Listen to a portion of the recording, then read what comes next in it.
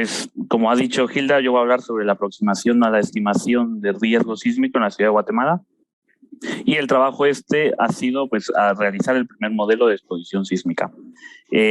Somos dos investigadores principales de la Escuela Técnica Superior de Arquitectura de la Universidad de Navarra y, por supuesto, tenemos la colaboración de Omar Flores del CESEM de la Universidad de San Carlos. Mi exposición va a tener 4 partes. Que es la primera sobre el riesgo sísmico, luego hablaré sobre los antecedentes, la metodología por un tercer punto y finalmente hablaré sobre las conclusiones de este proyecto de investigación y hablaré también sobre el proyecto Cucapana. Como saben, el tema de riesgo sísmico se calcula por 3 variables, por así decirlo, 3 fuentes de información. Una es la amenaza sísmica, principalmente obtenida de qué eventos sísmicos se pueden desarrollar en la zona o en la región. Luego hablamos de la exposición que responde a la pregunta de cómo vivimos, cómo se construye, cómo está realizada la ciudad. Luego el tema de la vulnerabilidad, que es una relación entre la amenaza y la exposición, porque hay edificaciones que son más vulnerables ante un terremoto o menos vulnerables ante un terremoto. Y finalmente se obtiene el riesgo, ¿no? Como, por ejemplo, se responde a la pregunta, ¿qué pasa si yo vivo en una vivienda de 2 plantas de mampostería de block? Pues qué pasa si hay un terremoto en la falla del Motagua, por ejemplo, pues qué probabilidad tiene mi casa de sufrir un daño o no sufrir ningún daño durante el evento sísmico, ¿no? Eso es lo que se entiende como riesgo sísmico. ¿Qué antecedentes tenemos en la ciudad de Guatemala en concreto? Por ejemplo, tenemos un estudio realizado por el ingeniero Carlos Gamboa y el ingeniero Omar Flores, por parte también del CESEM, sobre el mapa de aceleración del suelo para un evento sísmico con 10% de excedencia, aquí al lado izquierdo de la pantalla, ¿no? Y este es un evento sísmico del 25 de junio del 2001, ¿no? En Baja Verapaz, Guatemala.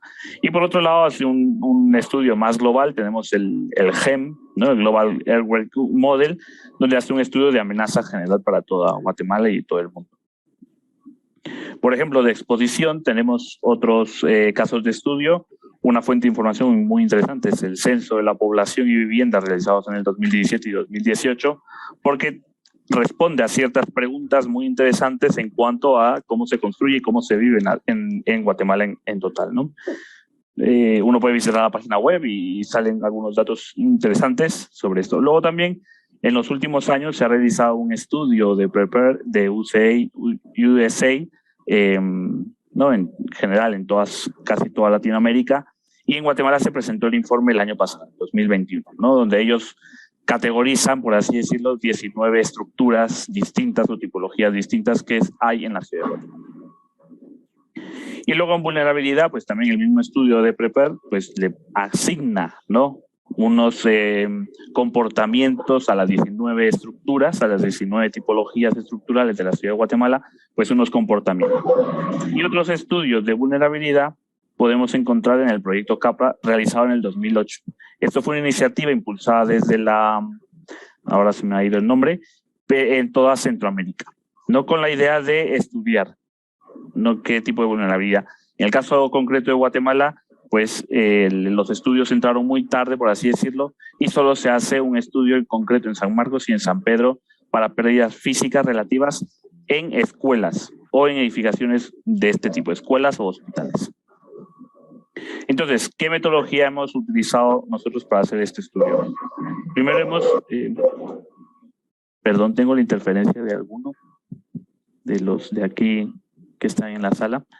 Entonces, como una de las primeras cuestiones es elegir, ¿no?, la zona de estudio. En este caso hemos elegido la zona 10 por unas cuestiones que aquí se explican en esta diapositiva, ¿no?, por el índice de edificabilidad que tiene la zona 10, ¿no?, que en los últimos 10 años se ha construido en torno al 13% de metros cuadrados en toda la ciudad de Guatemala, se ha construido en la zona 10. Luego alberga, aquí hay una errata, lo siento, pues el barrio de la Zona Viva, donde se concentra el ocio y la zona hotelera y comercial. Perdón. Eso no lo va a terminar hoy. Tengo la interferencia de otro micrófono. No sé si alguien tiene activado su micrófono de los que estamos en esta sala, perdón, ya lo siento. Luego tenemos otros barrios de interés histórico, ¿no? por su antigüedad, que es el barrio de Ciudad Vieja y el barrio de la Villa de Guadalupe, que luego entenderemos por qué son interesantes.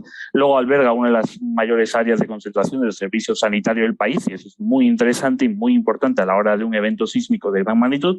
Y luego pues tiene otras instituciones interesantes, ¿no? que prestan un servicio muy importante a la sociedad, ¿no? En el caso de universidades privadas y en el caso también de oficinas del gobierno. Hay muchos ministerios y muchas cosas del ejército en la zona 10. Luego también hay una zona muy importante a nivel financiero. Y por último, que la localización geográfica de la zona 10 respecto al aeropuerto facilita algunas cuestiones de unas tipologías. Entonces, ¿qué es el siguiente paso? Pues recopilamos unas fotografías aéreas o satelitales, ¿no? Cualquiera de las dos son fuentes interesantes. Esta en concreto fue facilitada gracias a la Gran Mancomunidad Sur de la ciudad de Guatemala, ¿no? Luego se dibujan los predios y las edificaciones y luego se hace una recopilación de información en 4 apartados, ¿no? Una información de la edificación, el polígono, la dirección, el barrio, el número de plantas, el uso principal, el tipo de parcela del POT y toda esta información de la edificación. Luego una información de la estructura, una información de conservación y finalmente una información urbana.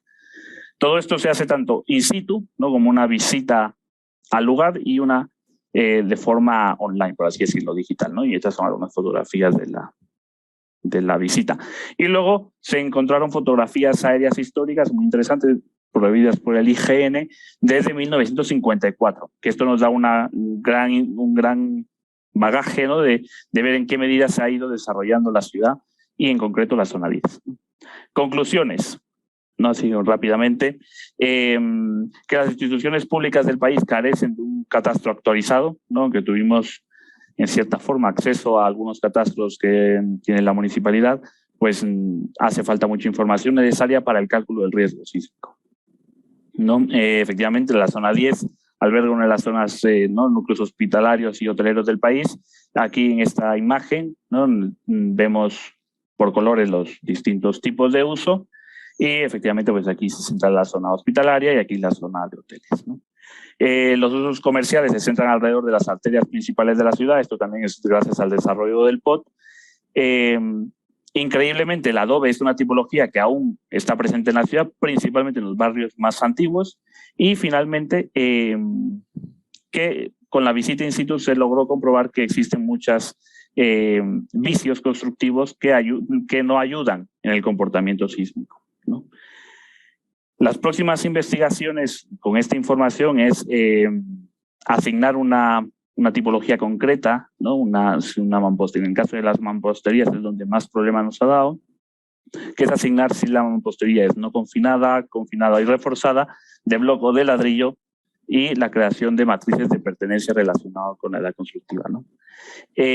Luego también la idea de hacer una propuesta de la clasificación de vulnerabilidad constructiva propia del país, porque no se entiende cómo se comporta cada tipología.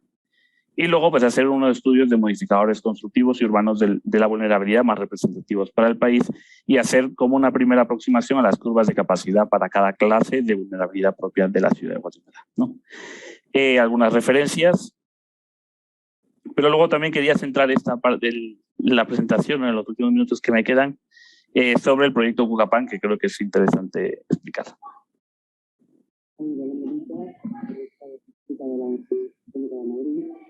por un grupo de investigación en ingeniería sísmica de esta universidad, y desde este grupo pues llevamos desarrollando proyectos de cooperación con Centroamérica aproximadamente desde hace unos 20 años. El último de estos proyectos es el proyecto Cucapán, que está vigente en la actualidad, y el título es Estudio Regional Integrado de la Estructura de Evolución 4D de la litosfera en América Central, implicaciones en el cálculo de la amenaza y riesgo sísmico. Este es un proyecto del programa estatal de una zona 5 del gobierno español y está construido con 2 subproyectos. El primero, Cucapán Física, que está liderado por el doctor Diego Córdoba de la Universidad Complutense de Madrid y que tiene por objetivo llevar a cabo estudios específicos de sismicidad y de física marina y terrestre en el área de contacto entre las placas de Caribe, Norteamérica y el bloque de Chocís, en la actualidad a todos los investigadores que tengan interés en participar. El fin último del proyecto es mejorar las condiciones de seguridad de las poblaciones de Centroamérica ante riesgo sísmico y generar información y datos que puedan ser útiles para la definición de planes de emergencia y para la adopción de medidas de mitigación. Bueno, algunos resultados rápidamente voy diciendo los nombres, ¿no? Por ejemplo, escenarios deterministas de amenaza sísmica en el área metropolitana de San José, Costa Rica. Esta idea se genera escenarios, la idea es replicar todos los estudios que se han hecho en todos estos países, pues a toda la región, ¿no? Luego también tenemos la actualización del catálogo sísmico regional en Centroamérica. Luego también tenemos un análisis de la dinámica de formación en el área metropolitana de la ciudad de Guatemala con metodología INSAR. Esta es imagen satelital de la ciudad de Guatemala, donde hay unos desplazamientos en vertical, ¿no? de todo el valle. Luego tenemos análisis, propuestas de relaciones empíricas de escalamiento de magnitudes para el potencial sísmico de las fallas de Centroamérica. Luego estudios de efecto de sitio en Managua.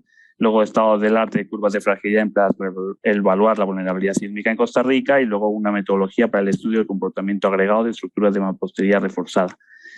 Y nada, pues muchas gracias.